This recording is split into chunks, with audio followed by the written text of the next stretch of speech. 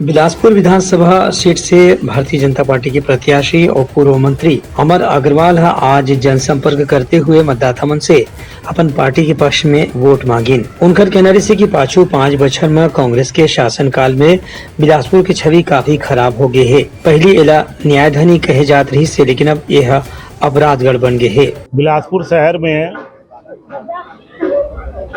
12 तारीख से मैं जनसंपर्क कर रहा हूं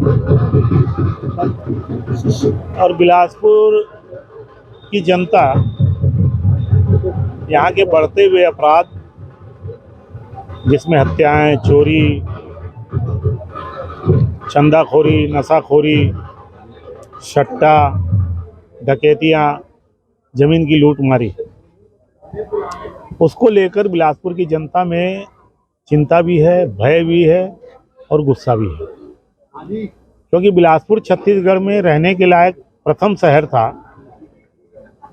SCCL के कर्मचारी अधिकारी, रेलवे के कर्मचारी अधिकारी अन्य प्रांतों से आए, लेकिन रिटायरमेंट के बाद बिलासपुर से बाहर नहीं गए। यही बिलासपुर की सबसे बड़ी खूबसूरती थी। तो बिलासपुर की जनता चाहती है कि बिलासपुर का वो पुराना वैभव उनको वापस लौटना चाहिए। और मैंने वादा किया है कि अगर बिलासपुर की जनता ने आशीर्वाद दिया, 3 दिसंबर को नतीजे आएंगे, 15 दिसंबर तक 12 दिन के अंदर बिलासपुर को भय मुक्त कर दूंगा, अपराध मुक्त शहर बना दूंगा। ये मैंने वादा किया है। उनका कहना से कि कांग्रेस के सरकार में कोनो भी किस्म के विकास कार्य नहीं हुए। एकर सेती बिलासपुर के क्षेत्र घलो काफी पिछड़ गए है, लेकिन यदि जनता परिवर्तन करी तो गांव फिर विकास की प्रक्रिया शुरू हो सकत है। ब्यूरो रिपोर्ट, उत्तलंघा न्यूज।